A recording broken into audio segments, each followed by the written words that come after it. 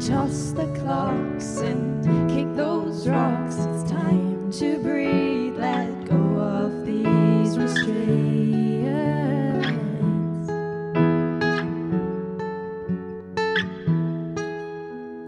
What I feel and what I do collide sometimes. Too paralyzed to reach for stars, 'cause they seem way too high. You say you know the best of me, that it makes you proud. Just wait until we meet again, when I've turned myself inside out.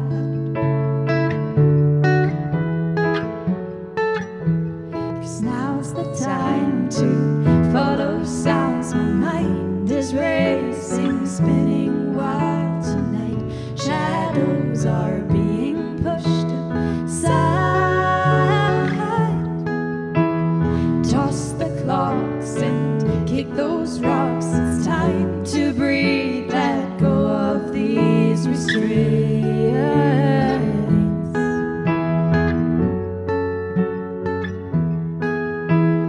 What if you think I'm a mess? Don't tell me you think I'm a masterpiece. What if you think I'm a mess?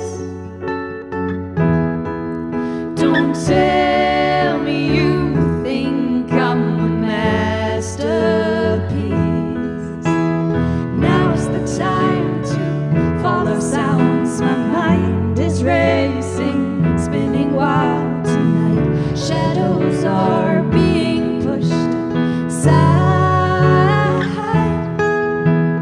Toss the clocks and kick those rocks. It's time to breathe, let go of these restraints.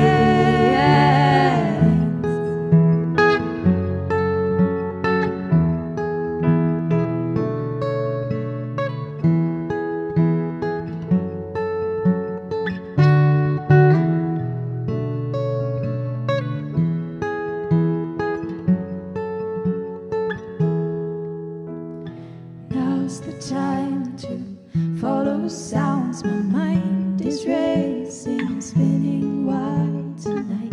Shadows are being pushed aside.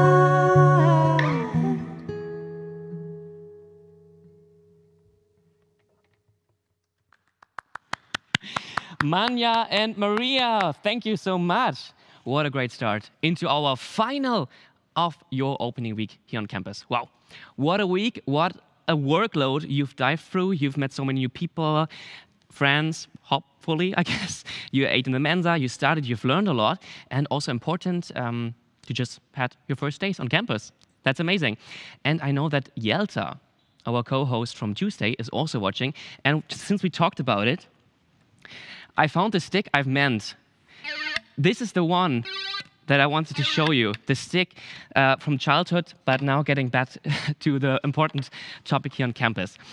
Yesterday, we've watched all your videos and read all your comments. I think we left the university at 12:30, and I have a picture for you how it looked like, because we were sitting all around watching 135 minutes of videos, reading approximately 170 pages, I guess. So have a look on this picture that we have for you. We were just having a good time, had some snacks, and watching all your videos. So great. And the videos we show you today in our final are just representatives. So there are no winners, not because they're all bad, but because they were just all so great, so informative, so fun, and also so critical to read. And we have two guests here in our studio, Andre and Henne, sorry. Nice to have you here with two comments that we definitely want to share. But first of all, how was your opening week? Hannah, do you want to start? My opening week was great. I had a lot of fun. I met people who became friends to me, but it was overwhelming at the same time because there was so much information, and everybody was telling you what to do and what not to do. But yeah, all in all, it was a very fun week, and I liked it a lot. Perfect. And for you, Andre? Yeah, it was definitely fun, but a bit stressful too. I think we spent a lot of hours working in the evening. The schedule for our seminars was quite a struggle too sometimes, but it was fun. Yeah. So already directly diving into the work you will have to take for the next semester. And Andre, you're from group number 81. And Yes, I am. can't wait. Can you please read us your comment? Can do, yeah. Thank you. So the title is Homophilia in Social Media. I'll just start. Homophilia in social media networks has never been more significant than today. The phenomenon of people of the same interest being gathered in one social media group is considered a homophilic bubble. Those groups could weaken the democratic discourse due to their unacceptance towards other groups of different opinions. So we ask ourselves, is this a challenge today's society needs to be concerned with? Social media networks are one of the most important communication tools used by humans nowadays and are therefore essential for human interaction. Furthermore, people with great geographical distance have the possibility to keep in touch via social media networks, which lets them communicate digitally. On the one hand, social media platforms enable users to receive information and knowledge about the political discourse, which strengthens a democratic society. On the other hand, democracy is made of everyone's opinion, the communication between each other, and finding compromises. Yet, this is not what happens as they do not communicate with each other in the interest of getting to know the opposite point of view. In this context, homophilia mostly leads to antagonizing opposite bubbles. As a result, people do not reflect on their opinions because they are in a safe zone for them and their opinions. This tends to foster radicalization. Additionally, groups are likely to get their information from channels that are not fact-checked, but the algorithms used by social media platforms filter their feed so they do not get to see information with opposing opinions. Those algorithms also discriminate against people based on their identity, for example, ethnicity, gender, sexuality, as they, for example, run advertisements which are targeted at the ethnicity of individuals. Another example, specific ads to people of color. At this point, we would like to address a satirical newspaper article called Darwin Among Us. Among the Machines, sorry. We played Among Us yesterday. Darwin Among the Machines, written by Samuel Butler and published in the press in 1863. Butler writes about the improvement of technology as well as humankind, beginning to be more and more dependent on the former. As Butler wrote, "Day by day, however, the machines are gaining ground upon us. Day by day, we are becoming more subservient to them. More men are daily bound down as slaves to tend to them. More men are daily devoting the energies of their whole lives to the development of mechanical life. The upshot is simply a question of time, but that the time will come when the machine will hold the real supremacy over the world and its inhabitants is what no person of a truly philosophic mind can for a moment question."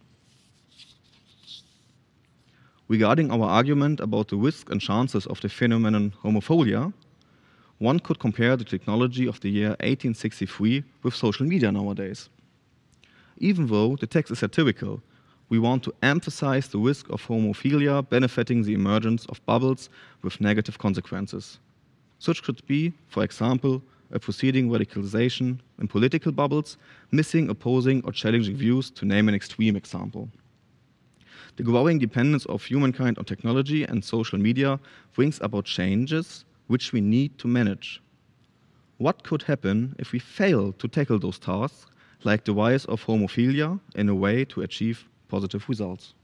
Wow, thank you so much for this comment. What we really liked about it, it's just a representative for all the other critical comments, but it was a great analysis of the problem, and also combining with vision and Among Us, among the machines, having this spectrum from over the period of time that is like similar. Were you aware of those big bubbles before, or? No, because probably I live in my own bubbles too. Yeah. I use social media, and that's the problem. You're not aware of you being in a bubble. Yeah, exactly. So how was it like for your group over this week, getting more and more information about the bubble? Did you start to think out of the bubble, or were you just more aware of the bubble? I think when discussing in our group, we became aware of the bubbles we live in when we met each other and talked to each other. Of course, we all use social media, but then we are bound down to our smartphones. Yeah. But we met in person and we discussed, and we saw that we had different opinions. Exactly, and I think the whole first semester, Leuphana semester, is also about crashing bubbles into each other, but also building up your own bubble. And be careful, because you can really build up your own Leuphana bubble here. So it's really important to always get in contact with new students from other perspectives. Thank you so much for this comment. Thank you for reading it. Thank you, group number 81. And let's get to group number 17, also with a great comment. Do you want to read it to us? Yeah, of course, I would like to. What do you do when you have a serious infection? You might think that this is a silly question. Of course, you would go to see a doctor. You would not be worried about the cost of treatment or whether you could get an appointment. This easy access to healthcare seems normal for many people and probably for you as well. But even in Germany, it's a privilege not everyone has. There is hardly any access to healthcare for migrants without residence permit. In most federal states of Germany, migrants have to talk to a social worker in order to get permission to make a doctor's appointment. This is already an issue because it takes a lot of time, but also because in many cases, migrants are not taken seriously by social service workers. In consequence, they have to deal with their health issues on their own. Therefore, migrants are often dependent on volunteering doctors, but also on other volunteers, such as translators or informed citizens who are willing to help. It is unacceptable that a rich state like Germany gives most of the responsibilities to volunteers instead of developing its own healthcare system. In emergency cases, the hospital has to help, but neither insurance nor the state cover the costs, so that the treatment is followed by high bills, which are often prohibitively expensive. Only when there is no other way out, the state covers the costs in a few cases. The treatment of a broken arm, for example, costs more than 3,000 euros.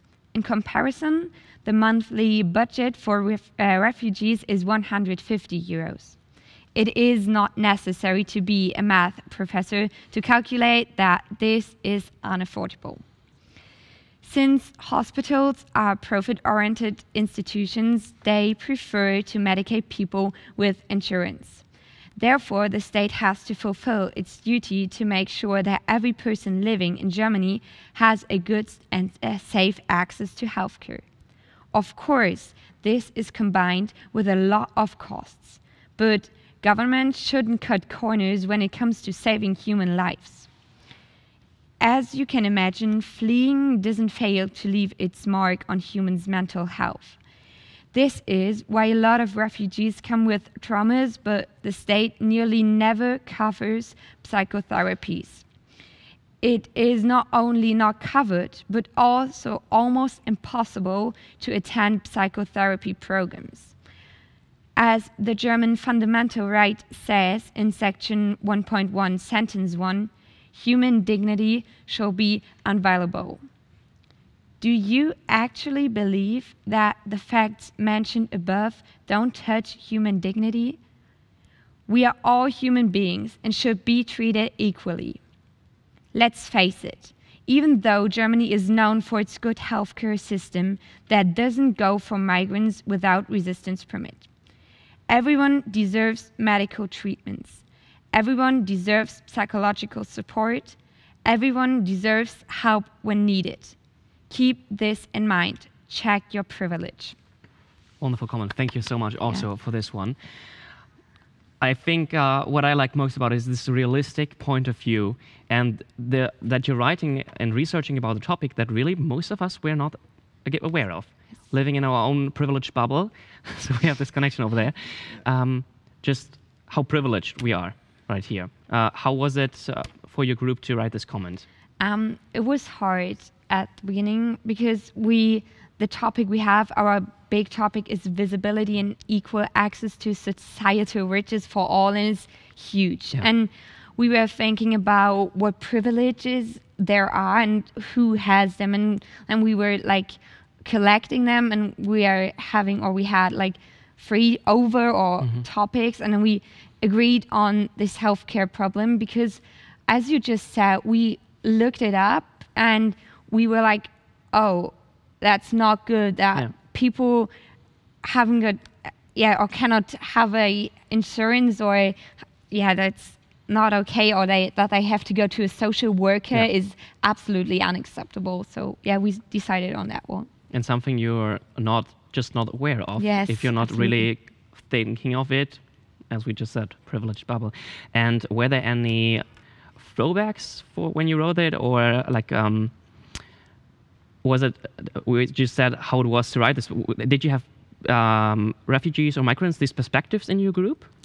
No, that was the problem actually, because we were talking about racism as well, but we were a privileged group and we were all white, and it was hard to talk about it, but our academic Simone Borgstede helped us a lot because she's living in Hamburg and she's calling her neighbors. She has neighbors who are from Gambia, and she told us about how healthcare system works or does not work, and so we had kind of experience, but we did not experience it ourselves. So that would be super interesting to take this comment and really get those perspectives from the people that are suffering under this, and get their perspective also into comment, also like keep working on it, because it was so interesting and of course doesn't stop. Thank you for those comments. Thank you for the workload and sitting yesterday, finishing all your comments. It was really interesting, and two wonderful representatives we have here. Thank you for having us. So good luck on your first semester. I'm sure you will ace it with those with those academic papers already. Thank you. And I would say it's time to hear some more music. And before that, I would like to tell you that our opening week playlist is on Spotify. The opening week vibes is on Spotify, and Manja and Maria are also one of the songs in there. So definitely check it out. And now let's hear them live.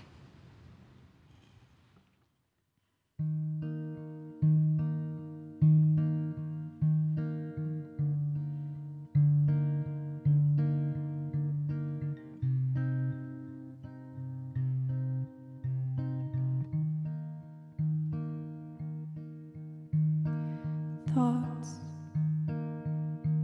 much louder than words, they are screaming at her, but she's turning away, doesn't want them to stay. She's got so much to do, so many hours to fill, so many doors to walk through. So she turns and says, find me where the wildflowers grow, find me where nights are quiet and cold, find me, you can find where I feel like I'm home, where I stand on my own. You can find me where the wildflowers grow. Things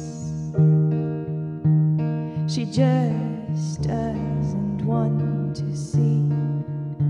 They are moving out of reach.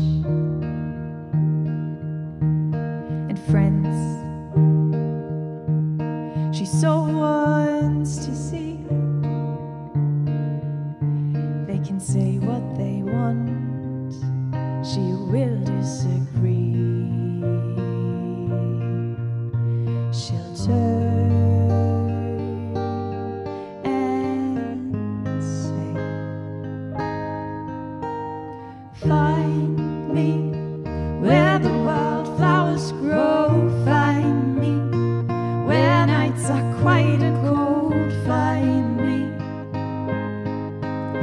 can find me where I feel like I'm home, where I stand on my own. You can find me where the wildflowers grow. Oh, find me where the wildflowers grow. Find me where nights are quiet and cold. Find me. You can find me where I feel like I'm home, where I stand on my own. You can find me where the wildflowers grow. Whoa, find me where the wildflowers grow. Find me where nights are quiet and cold. Find me. You can find me where I feel like I'm home. So after the first two comments, let's dive into your amazing videos. There were so many videos that we had to watch twice. They were informative, they were funny, both. They were just amazing visions. So the ones we show you today are just really good examples or representative for the hashtags. And you shouldn't miss out to go on Kumu, because this is a platform where we share all the videos. So definitely have a look on all of them. And now with me in the studio here today are, of course, our professors. Hello, Hannah. Hello, Daniel. And also via Zoom, we have Luisa with us. Michael sadly couldn't be here, but I would say without any... There you are, Luisa. Without any further ado, should we start with the first video maybe, right? Sounds good. Sounds good. So social justice, the first video we have for you.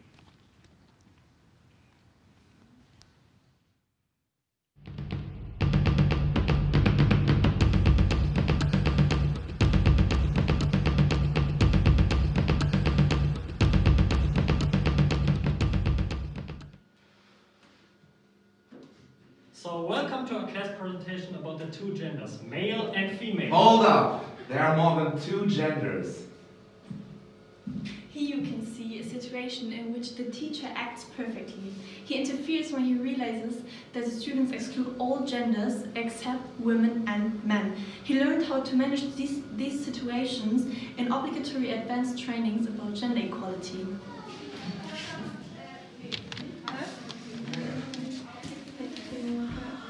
What is that? Are you gay now? Calm down, it's just nail polish. This has nothing to do with sexuality.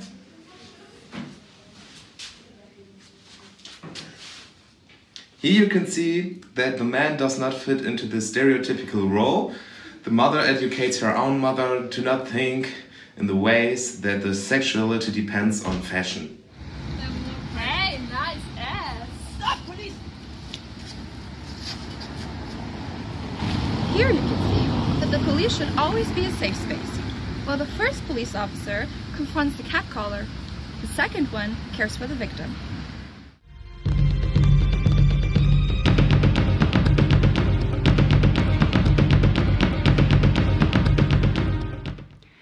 So thank you for this first video as a representative of our hashtag from yesterday.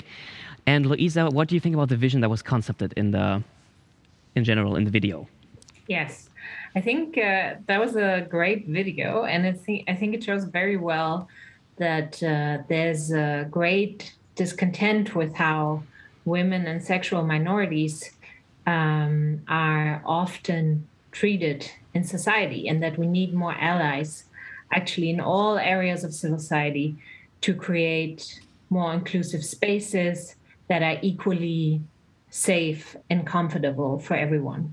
And of course, you know, this extends far beyond gender and applies, of course, also to many other minorities, including people of different ethnicities, religions, and so on and so forth, right?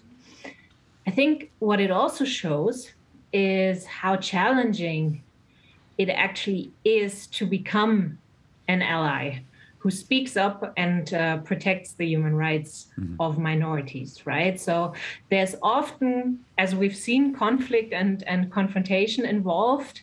And it is not an easy task, actually, to find a productive way to speak up on behalf of others and to be an effective ally. And I would like to invite all of you, or at least those of you who, like me, perhaps felt a little uncomfortable with the confrontational approach taken by the allies we saw in this video, to not dismiss and reject the vision, but rather to, continuously engage and think about how to become the best ally that you can possibly be. What would you say? What could be a next step in order to become an ally? If there are now people who say they want to be working on this. Yeah, so I think similar to what we've also just heard in one of the comments. So one challenge is, of course, to think about how you can, realize your own situation of privilege, right? And I think that's the first important step to be taken, to acknowledge that, and also then to try to have empathy with minorities, to engage with them and try to understand the things that they're dealing with on a daily basis that you can't possibly imagine dealing with, because it just never happens to you, right? And I think that's also something that's nicely shown in the video. Thank you so much. Something different we're also not dealing with every day, as I would say the next video, matching the hashtag of you, Hannah, data. Every once in a while, there's a product that changes everything. 30 years ago, this was his first smartphone. But today starts a new era of smart technology. I present to you the Neurochip 1.0. The Neurochip is implanted into the arm, connects to your brain and gets access to all smart devices in your environment. You can control almost every step in your everyday life through neuroconnection or with the chip itself. To make your life easier and smarter. This is a digital revolution, and it is as important as anything else that everyone is included. That's why it doesn't matter who you are and where you come from. We want smarter homes, smarter cities, and a smarter community. You can be a part of it. Get your taste of the future today. For free, for everyone, and be very sure your participation will be rewarded. Let's take a look at the chip in action. When you wake up in the morning, the chip shows you all the information you need to start in the day via hologram, for example weather, a sleep analysis and data about your vitamin level. If you need a transfer, just call an autonomous vehicle with a finger snap. Within a short time, your self-driving taxi arrives and you're ready to go. No need to worry about late trains and missed buses. As a part of the modern infrastructure, the Neurochip makes travel as easy as never before. The Neurochip revolutionizes the modern workflow. Just let your thoughts flow and everything will automatically be typed for you. Of course, you can also make contactless payments with the Neurochip. But it is even more helpful. If something should happen to you, the chip will directly contact an emergency doctor. The health data is immediately available to the doctor. This means that no time is wasted waiting or asking for information. Our vision is to get one step closer to progress, interconnectivity, and equity. We want to connect humanity, all of humanity. Thank you for your attention.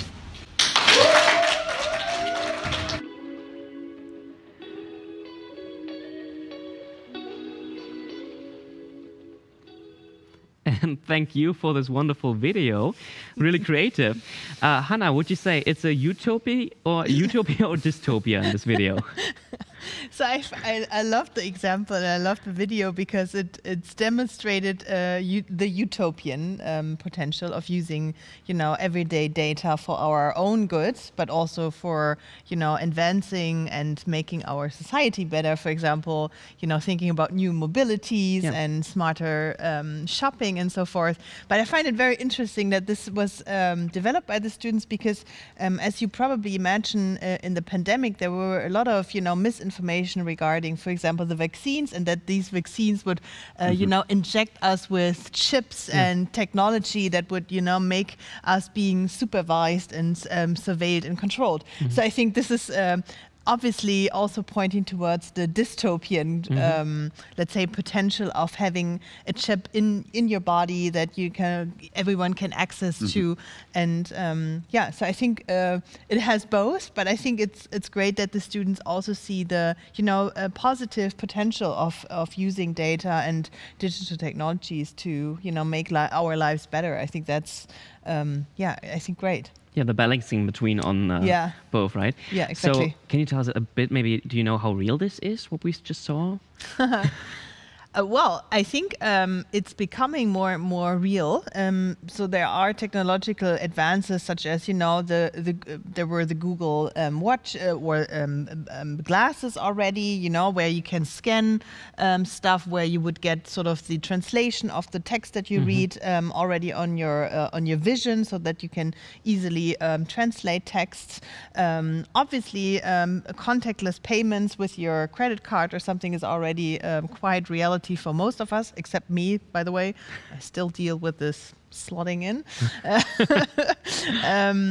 But anyways, I think there are a lot of aspects to this that are already close to what we see in reality. For example, the mobility stuff, all the the Ubers and all the driving services that we can currently see in our cities to take up our mobility or sort of mess up also our mobility concepts in a way to some degree. But there are also already steps towards this new reality of having or more interconnected world. Yeah. Exactly. What I think is also funny that I just updated my phone, and there are so many new options that I wasn't aware of that I need them. And since I have them, something in the video as well, I couldn't think how it would be without them. Yeah. I think that's also interesting, right? So that you get services, offers that you didn't know that you needed. Yeah, exactly. A service that could be handy, though, is the next video for the hashtag green. So let's have a look on this one.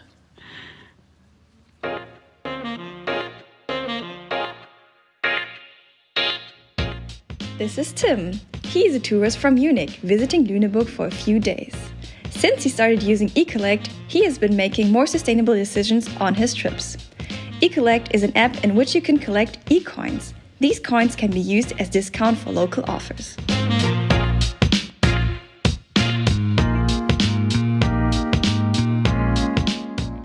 This is Maya.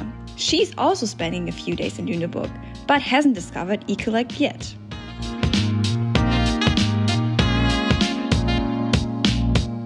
Tim wants to see the city center of Lüneburg and wants to choose the most sustainable option available.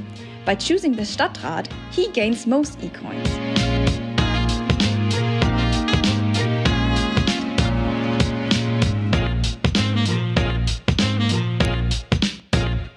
Maya is shopping without ECollect. You see the problem, right? Tim is aware of his choices. Due to his ecological purchases, he earns a lot of coins throughout the day.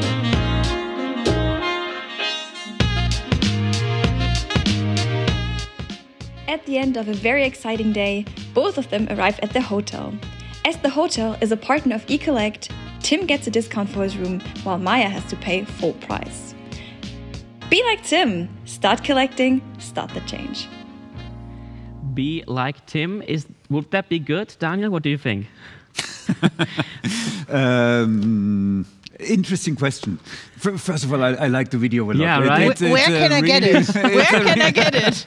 It's a really cool video. Yeah. Why I'm a bit reluctant with regards Be Like Tim is I think it's the video is nicely showing what are first steps. So it's exactly what, for them who remember the talk of Claudia Kempfert, who made very clear that there are many things already out there, and on Mondays start acting. And I think this is exactly this, start acting. The bit where I'm then a bit reluctant is it's still in the paradigm we are living in. It's if for the ones remembering Nico Pech, Monday evening, who is asking for a radical change in how we think. This is still we gain something if we change what we are doing. So I think it's a first step if we think about radical incrementalism. So having tiny steps going in the right direction. Yes, we should go into this direction. And what could be the next step, the bigger one? Well, maybe we could think about other currencies. You know, that this idea of time banks, for instance, that you don't get coins and then a 25% of reduction. Yeah. Maybe we could also think about that. It's also time that you can spend with somebody not on providing products, not on products, exactly. but on on personal services, time. Services. Exactly. But the cool thing about a video is. That it's already there. And I think that's often if we think about visions, they are so far away. And here it's Lüneburg, it's driving the train, we have the technologies to do this, and it's a clear product that could be developed and used. So very local cool. as well. True, yeah. And maybe a product that we can see in a couple of years already on the market. Maybe. Not sure yet, but let's have a look maybe with the next video into the future, into the news, and see if it's there.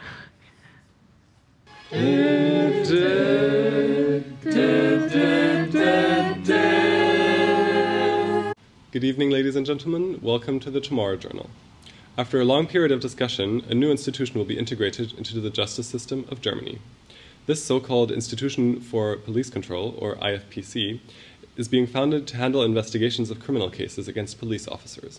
After the Danish example, the institution will be independent from the police, to be able to objectively discuss cases of police violence or police misconduct. On the weekend, there were still people protesting in the streets against this new institution. However, there was an even larger counter-demonstration. At today's conference of the CSU, Horst Seehofer has announced his resignation. Due to public pressure, he decided to step back from his position, which paves the way for more reforms within the justice system. The proposal for a study on police violence and racial profiling, which was already proposed by his political opponents, can now be passed by the parliament. Germany has closed its 54th prison in Hanover, Lower Saxony. This closing marks a degrowth of 30% compared to the year 2021. Because of the new system of justice, criminals have to serve time doing social work instead of going to prison. Thus, Germany is able to close more and more prisons. The death penalty in the USA has been abolished. This penalty has been one of the most controversial and contested elements of the US legal system.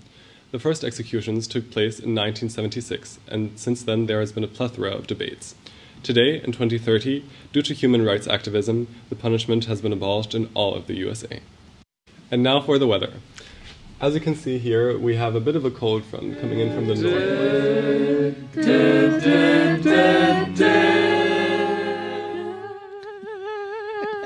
I'm not quite matching the tone, but Louise was also. No, it's fine. Okay. Yeah, what a vision for 2030, right? How democracy could look like, how different elements of democracy could look like. I would like to ask each and every one of you, can you name one thing only that you would like to see 2030 on the streets? Like everywhere. On the streets? On the streets or in the digital space or wherever. One thing you would like to see in our democracy, maybe also combining your hashtags. And maybe Daniel, if you... or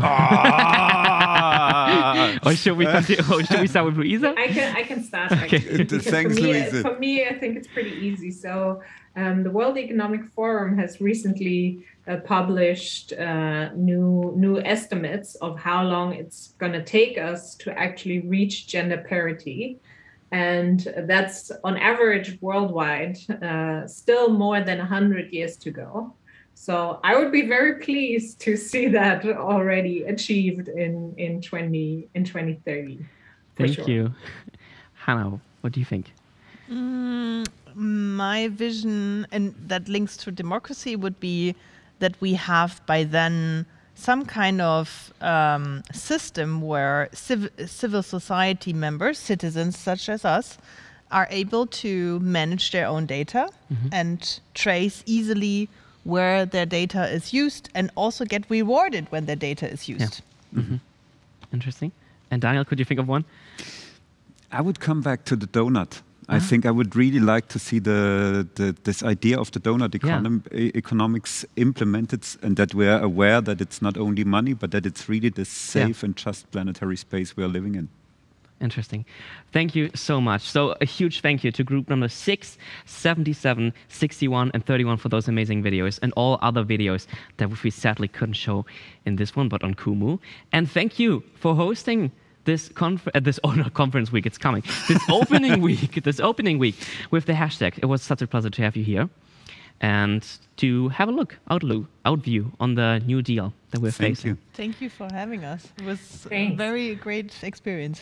Wonderful. So we have one more video that didn't quite match the technical criteria, but we need to show it to you. And this is group number 94. Enjoy. Okay, Google, play the song.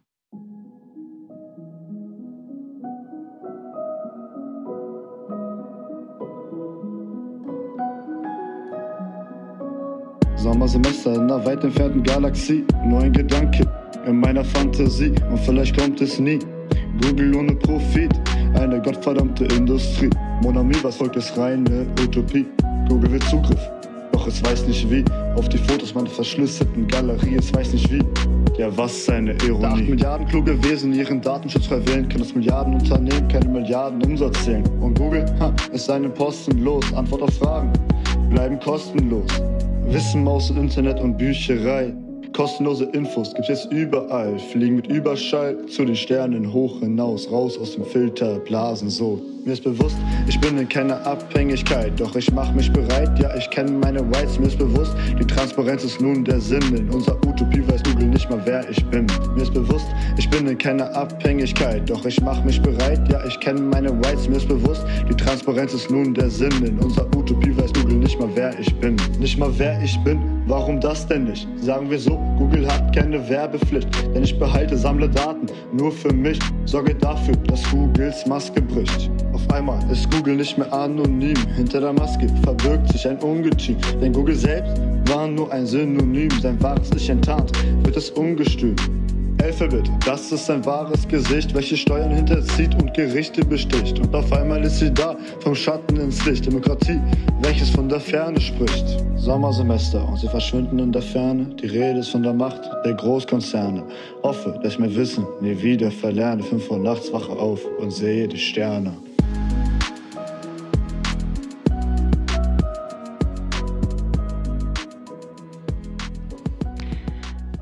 Thank you for this wonderful video. And now, connection established with Konstantin Kuhle, a member of the German Bundestag and member of the FDP, Federal Executive Committee. And hello, Mr. Kuhle, are we reaching you in the Bundestag right now? Hi, hello. It's good to be with everyone and to see you in Lüneburg. You are indeed reaching me in the Bundestag, and I do apologize for being a bit late. Because we just had a special meeting of the executive committee where our negotiators briefed us on the coalition talks that are going on in Berlin.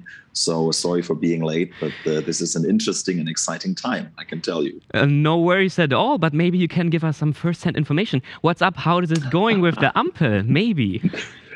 Well, maybe we'll have a new government by Christmas or until Christmas. I think voters decided about the new parliament that is going to have its first meeting on 26th of October with the clear expectancy to form a new government, a new coalition as fast as possible and not to last as long as it's been taking the last time, which was, of course, also our fault as the Liberal Party.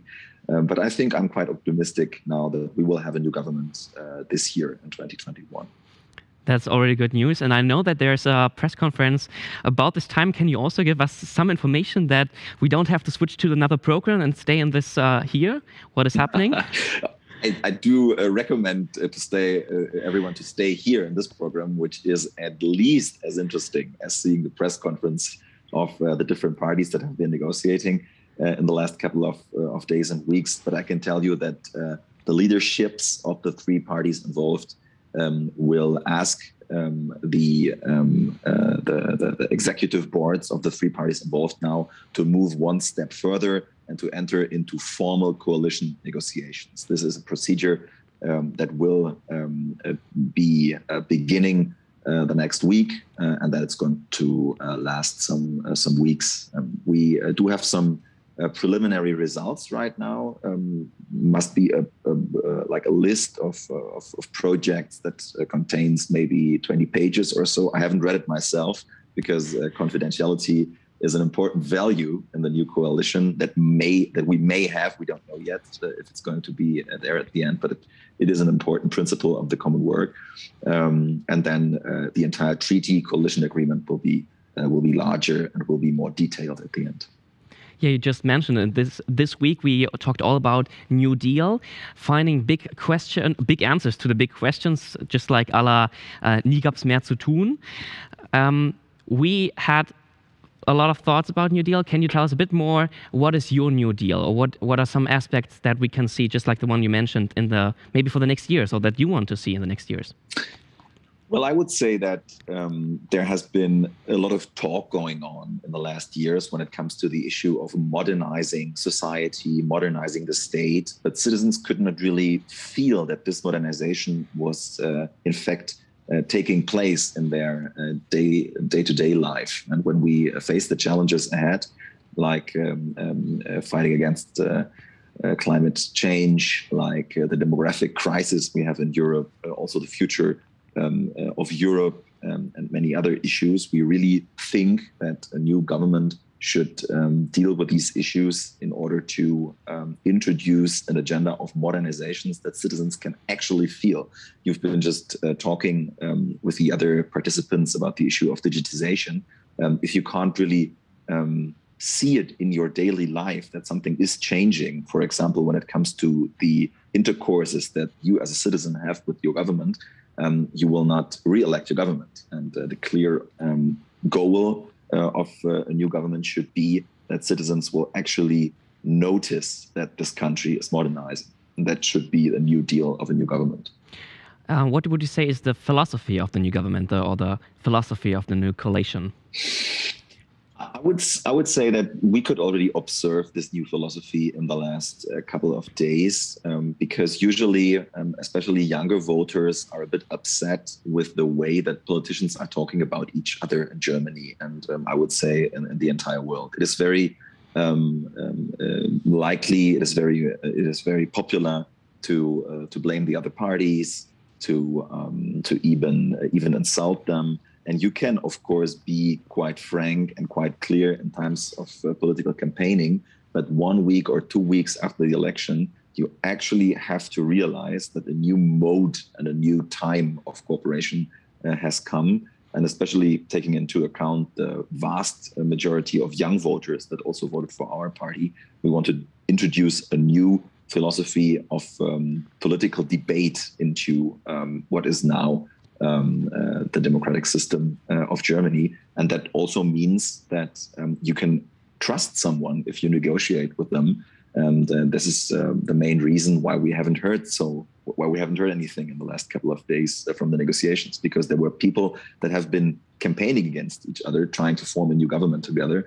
And in order to do so, you have to be able to trust one another. And I think they're on a good way to reach such a situation. You've just mentioned it also with the different interests of different generations. How are you planning to find the balance between the different interests?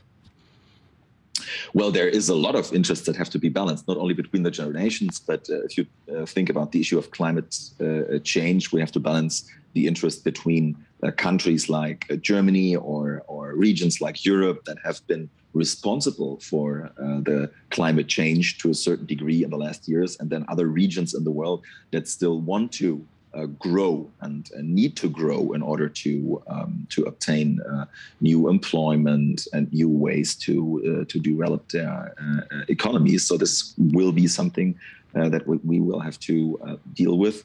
But also within our country, if we see at the differences between the rural areas, for example, or the urban areas, I think that one aspect that my party is going to try to add to these coalition talks in the next weeks is that any fight against climate change cannot mean that we forget about the rural areas.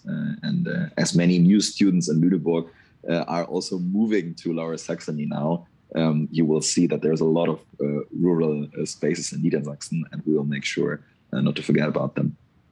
That's already good to know and good to hear. If we go into the digital room now, there right now in the Bundestag, most seats are taken by boomers, and there we see that decisions are made that decide on how future generations in 20 years and 30 years will act in a digital space. Also, generations that are not born yet. Shouldn't those people make space for younger people that want to go to the Bundestag? Absolutely. There was a remarkable decision by two senior members of the Conservative Party just a few days ago, Peter Altmaier and Annegret Kramp-Karrenbauer, who are also cabinet ministers, who managed to obtain a new seat in parliament, but they decided to give up their seats in order to allow two younger members of their state of Saarland to remain in Bundestag, as the party had a worse result than in the last election. And I can say that this is quite a remarkable decision. I do consider a role model for many people in parliament. However, the average age in the new Bundestag is 47.5, I think, which is the youngest average age in ages. And bear in mind that there are more than 200 people or 200 members of parliament that are leaving the house right now. So we have more than 200 people who lost their seat, either because they were not running again or because they just were not elected by voters. So there is some change in Bundestag.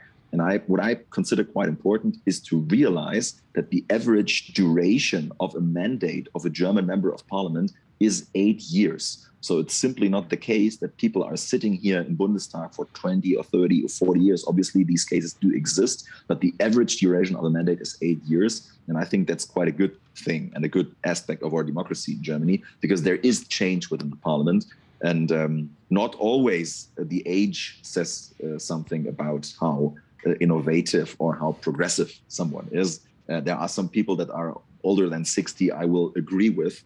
And there are others who have my age. I'm 32 now in my second term, and they are probably younger than I am. And I have profound disagreements with them. So you have both ways to see in Parliament. So wouldn't you? So you wouldn't say that our democracy is maybe coming to its borders in the concept itself when we have people that are quite young but still are making decisions for generations that are not born yet, and their decisions that they take into the next 4 years are deciding over their future. So does that show like borders of our concept? Oh yes, and I would say this is a fundamental dilemma of our democracy. But it shows us one thing, and that is that young people need to be more involved in the political system. Many people who begin their studies right now will probably be in touch in the next couple of weeks with political student groups or youth organizations. And I can tell you, if we look at what's happening in Poland, for example, if we look at what has been happening after the Brexit years in the United Kingdom, if we look at the election of Donald Trump, this is simply not a time where young people who have a slight and a small interest in politics can stay out of it. Mm-hmm. You need to be involved. You need to get involved. And the more involved you get in political groups, just choose your political party you're most attracted to. It can be mine, cannot be mine, can be any party that is democratic. But you need to be involved in order to change the representation of young people in parliaments and in political parties and organizations, action groups, initiatives, whatever suits your interest. I think that's fundamental. That's very important, bearing in mind that there is simply fewer young people than old people. So we need to do that. And if I may add one last aspect, there is, of course, also structural changes that can be introduced by the current parliament or the next parliament. This is, for example, lowering the voting age, which could be a way to improve the representation of young people in parliaments. We will see if it is included in the agreements that the parties had. I haven't had a chance to read them yet. Okay, maybe if they are right next to you, you could just have a quick glimpse into them. But I should do that, yeah. Getting young people into parties, for example, or politically active is one thing. Getting into them positions is another thing. Maybe can you give us also an idea of how we can make positions in the Bundestag, for example, more attractive to young people? Like really stepping one step more.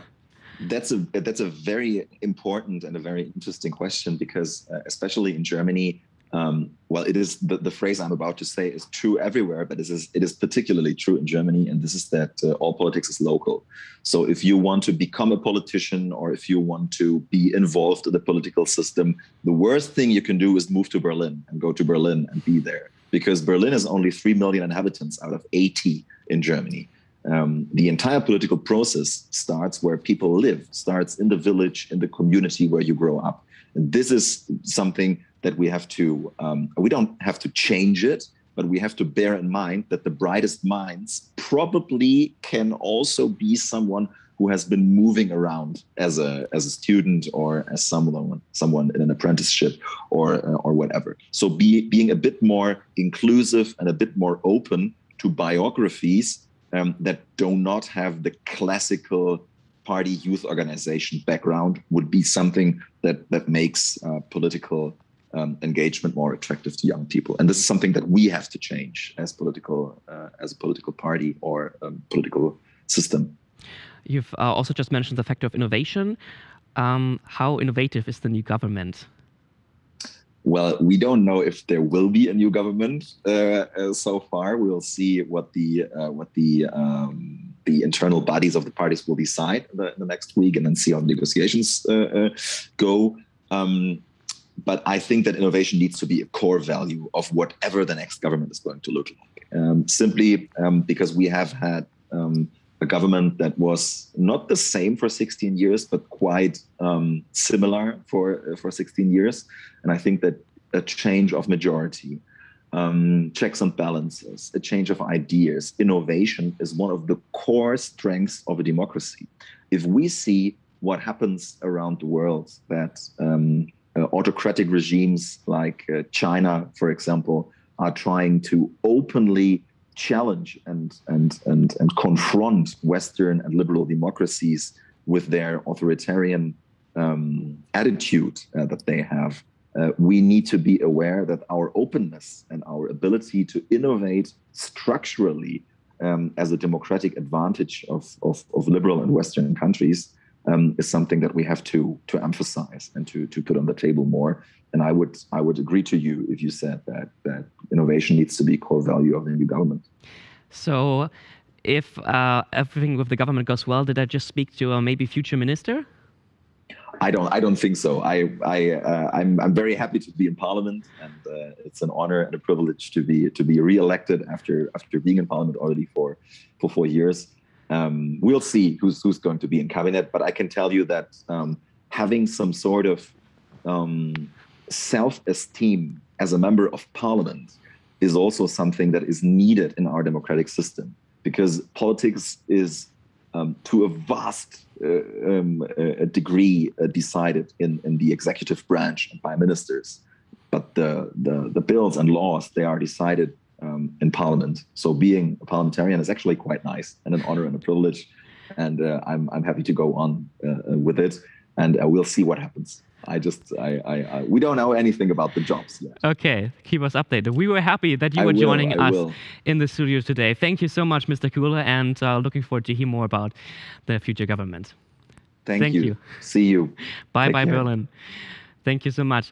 And we had a full program already of the final. We just saw your videos, your comments, and talked about them. We had Mr. Kuhle. So let's take a step back and have a look on yesterday.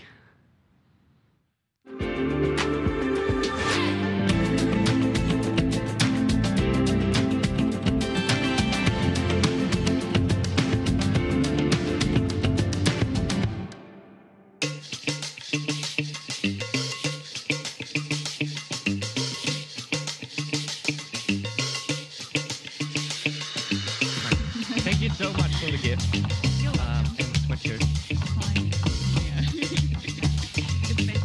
So So basically our goal is to empower students and student initiatives to found their own ventures, but also their own projects, also student initiatives, with the goal of making and shaping a better world. So I think entrepreneurship is not about a single person, but it's actually about a group of people that also kind of can create synergies with their competencies and skills, for example. And I think that's also what Leuphana really encourages in the Leuphana semester and also with the complementary studies.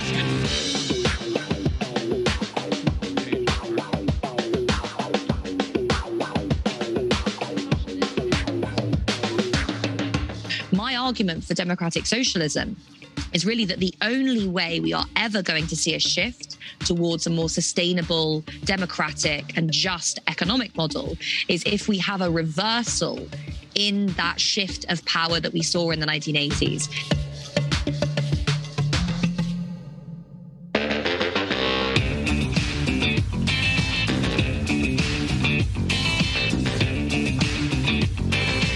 So we combined like a scene with a celebrity or a politician, and we're asking him things about the New Deal that was just released.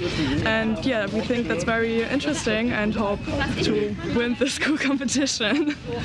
Yeah, it was challenging to find the idea, but when we got it, then we got with the flow and we were done pretty quick.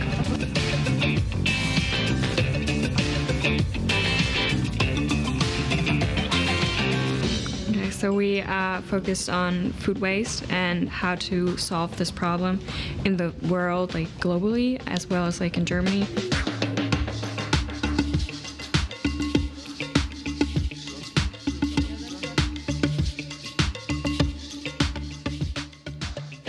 So our idea is just that we didn't really have an idea, so it was just such a big topic and we didn't know what to choose, what to talk about.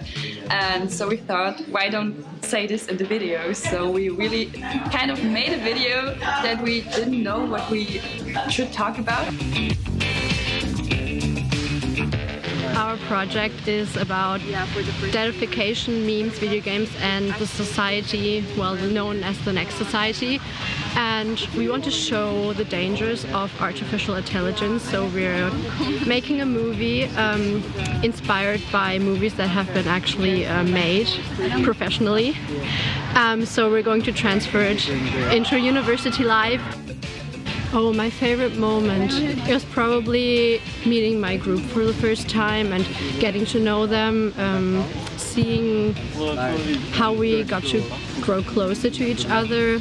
The first time I met them, we were all kind of awkward, and now we're pretty much a very good team, and I can imagine having some of them as my future friends here.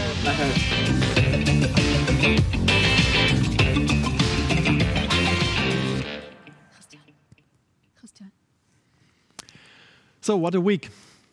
I'll not pretend to be the new Cornelius, but it's my honor to have a last conversation with Steffi Hobuß right now, actually about what has happened in this week. And I think we had very heavy moments, also very heavy topics, and I think none of the topics you have dealt with during the last week really is lightweighted, because they are super important for the future of our society. But of course, we also had very light moments in this week, much of fun, nice moments, friendships developing. All of that I want to talk about with Steffi Hobuß once again now. So Steffi, what I would like to know is, what were your favorite moments of the opening week? My favorite moments? The first one is clear. Right at the beginning, when I entered, arrived on campus for the opening ceremony, and when I saw all those people here on campus again, that was, of course, one of my really great moments, one of my favorites. If I should decide for the two, really, it's very difficult to decide for only two. When I arrived on campus and see all those people in presence again, and we have been longing forward to for so long time. And the second, when I met and I worked with my groups about the hashtag, in the framework of the hashtag social justice. I supervised 3 groups as an academic about social justice, from post-colonial perspectives. And when talking to my groups, I was really touched again when get the feeling, we saw one of the groups just in the video, when I got the feeling they dived very deeply into the topics, into reflection, into seeing. It wasn't light only, it was light and heavy, because it's a heavy topic, but I was really flashed when talking to my groups and then watching the videos together.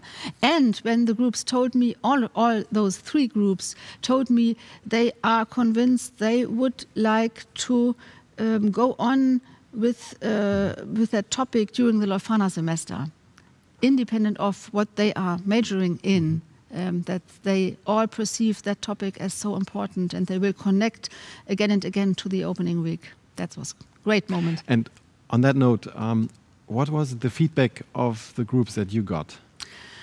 What did your groups tell you? Yeah. Oh, they told me a lot, and I was really happy. Not only my groups, but as well the group of the international students I met this morning, and that was great as well. One aspect of the feedback was everybody told me that they loved the morning shows and how amazing a production they were. And there seems to be a fan community out there. Hi, Cornelius. Yeah, a morning show. And another thing was the guest lectures. They highlighted, that was interesting for me, they highlighted the guest lecture by Helmut Walser-Smith about nationalism. And my groups told me that they were really amazed about all those work the organizing team, the tutors, all those people did for us to have this experience. The technical support, the content-wise support, the team, the tutors, many of them told me that that was really great. And they highlighted the attendance, all the people being really there during the group work sessions, because all we know, there was a lot of parties in the evenings, and then there was group work and heavy group work in the mornings sometimes, and they attended the groups, and I think I perceived it like they were really content with each other, or they trusted each other that they will have a party in the evening and come again, and really seriously attendance then in the mornings, and that was great to hear.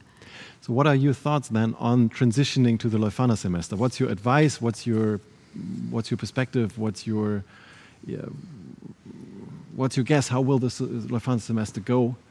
And what's the best way to transition from opening week into Leuphana semester? Yeah, that's really important.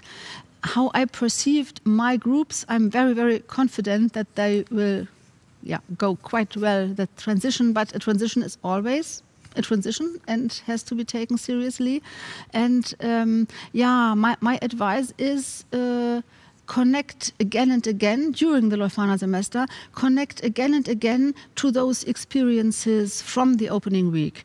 My groups told me, for example, that they were amazed that it was so different, the experience, so different from school, that they have been trusted to develop their own questions and to really develop the questions and the problems, not only being given a problem that's there, but to being trusted to develop their own questions and problems and working on it.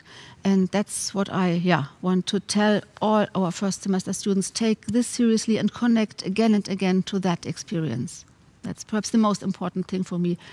But that's perhaps the bridge I would like to ask you, because during the opening ceremony, it's 1 week ago, it was a real dense and intense week, I think, for all of us. But when I remember the opening ceremony, you asked about a university and a study that enables us to study with sparkling eyes. And I would like to ask you, what do you think about the Leuphana semester, or against that background, what do you consider as fundamentally important? What makes the study a valuable experience? Perhaps some ideas from yours. Big question, I know. I like that image of sparkling eyes, because that's how I experienced my own studies, actually. And I think universities are beautiful spaces and institutions, really beautiful. And I think there's so many options and so many different things that happen in universities. For example, one thing that I think is really important is to go deep to have a deep dive, very, very deep. And I think none of the questions and none of the topics we have dealt with in this week are easy to solve. So whenever you come to easy solutions, doubt it and question yourself. I think that's one thing, and go deeper and even deeper and ask questions as long as you're not able to ask questions anymore. Ask as long as you can to find a solution and to really get the different perspectives on one topic, because there's at no point in time there's just one perspective. And that leads me to a second point, I think, and that also plays a huge importance, has a huge importance in the Leuphana concept and the concept of Leuphana College. Not only dive deep, but also go broad. So take into account all the different perspectives, all the different interdisciplinary perspectives, all the different perspectives from practical experience, all the different perspectives from diversity, from how different people are, how diverse people are, and really try to get every perspective and every faction, every group that has a say in a thing on the table, which is difficult because most often you don't even know who should sit on the table, because you have to explore who is there and which perspectives are there. So go broad. I think that's a very fundamental principle. And also on the topic of going broad, I think it's important to see or to experience not only your own subject, your own discipline, which you need to understand, of course, which we need to understand, but also to see our own discipline from the perspective of other disciplines. Like, it's kind of counterfactual. And that's why I think we should take care, or that's why we have a major and a minor, that's why we have a complementary studies, that's why we have a Leuphana semester where everybody studies together. It might seem interesting in the first moment, it might seem unusual to deal with that kind of concept, but I think we see when we talk to our alumni, it is worth it. And it is not only worth it, it is important. That means... That would be my short answer. That means, of course, we could talk the rest of the day about that, but... 2 more hours. 2 more, at least. We'll freak out the studio team here if we do that. At least. Oh, that's a good idea, should we? No. But, no worries to the team. But, that means to take the Leuphana semester as a whole, when I come back to that, of course, going deep, but going broad as well, to consider the Leuphana semester as a whole, and our study model as a whole. Not only the major and the minor, but embedded in the Leuphana semester and the complementary studies to get this experience. And I think it's worth. Sometimes it's, a lot of work, but I'm deeply convinced it's worth. And on that note, I think to all our students, go out there, be present, be serious, be courageous, to come back to the first day. Also have fun, of course, but again, be present, be serious, be courageous. And someone who has been present and serious and courageous and fun is Cornelius. And on that note, I can give my word back to Cornelius. But before I do that, from my side and from the side of everybody who has been involved, a big, big thank you, not only to Cornelius as a moderator, not only to our hosts, to our 4 hosts, but also to the whole opening week team, all those many people who have really, really, really done a great job in providing that week and providing this program. From the bottom of my heart, big thank you to everybody.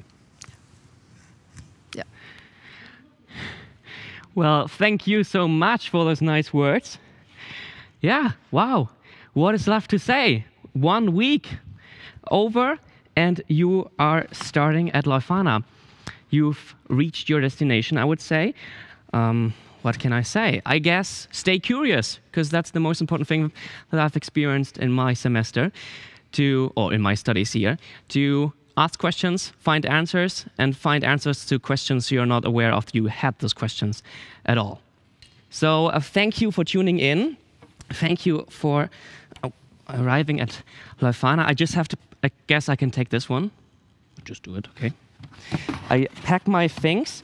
And I also want to say a huge thank you to our guests of today's show, but also to our professors, Luisa, Daniel, Thomas, and Hannah. Thank you so much for joining. Thank you for the co-hosts that were also part of the studio. Thank you to the whole studio team. And also, thank you to, you already mentioned it, oh my God, who hangs our light bulb here? Thank you. I want to say that a 2G safety hug to the whole team of health and logistics tutors, the digital team, the program, the participant management, the practitioners, the academics, and of course, our head Sven Prien-Ribcke. So I would say, this is not over. We should definitely stay connected. Follow us on Instagram, leuphana.college. We still have so much bloody photos we want to share with you. And in a couple of minutes, we will have some more music from Manja and Maria. Also glad to have you here. I take this one and give it to you later. And just packing my things, moving out. And after the music, you will see entspannte Zweisprachigkeit Abspann. You can just keep on clutching your hands. Now we're really into it. And yeah, with that said, thanks for watching and see you on campus. Oh, and one more thing. My number, in case you're still interested, is 01654.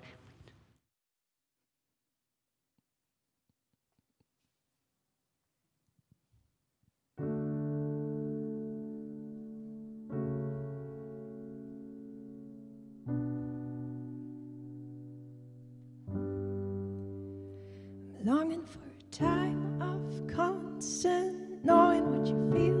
I wanna be the one who's making changes for you. Whenever you say times have changed, I wanna say but we're the same. And then I stop and know you're right, we're not. 'Cause now I'm free.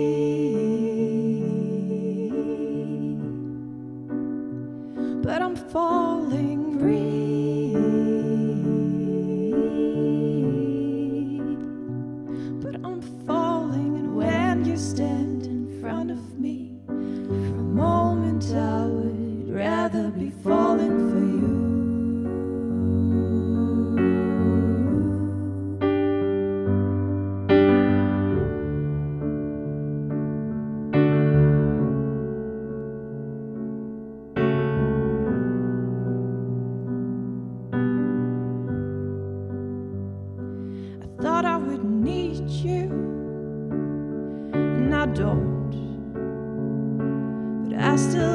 Myself staring at the phone.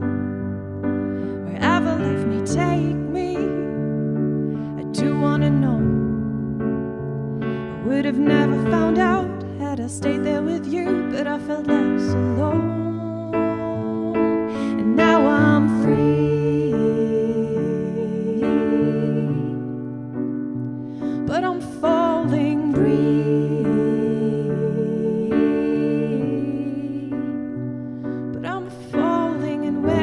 Stand in front of me, just for a moment I would rather be falling for you.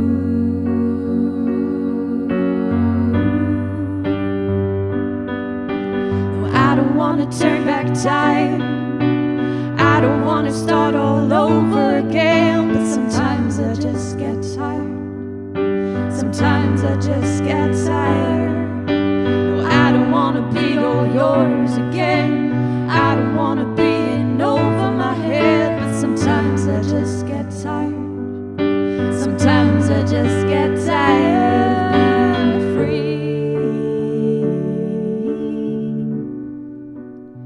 But I'm falling free. But I'm falling, and when you stand in front of me, just for a moment I would rather be falling for you.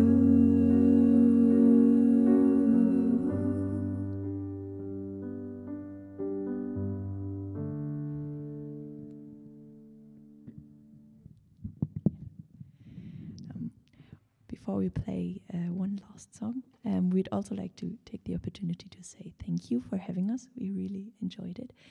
And to let you know that if you want to keep following what we are doing, you can follow our social media @Manja und Maria. Yeah.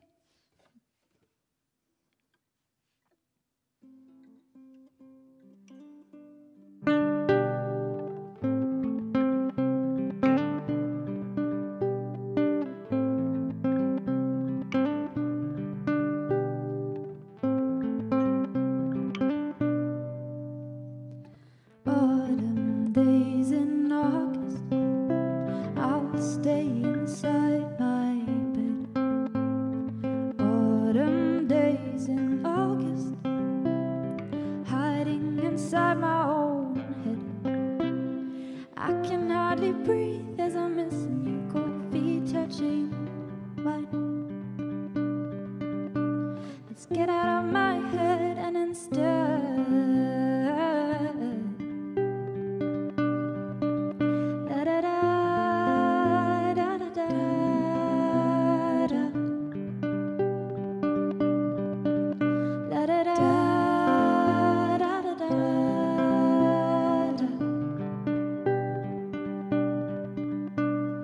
I'm too tired to clear my head, my friend.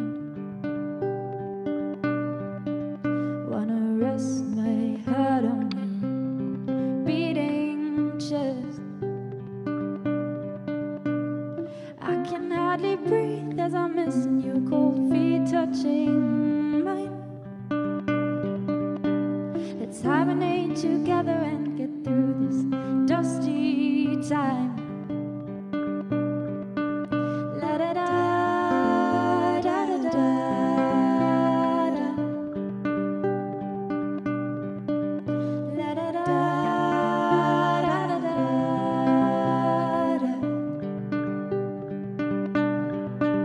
Sometimes I have this dream that I'm drowning in my own imagination, barefoot in my childhood rug. I fall into my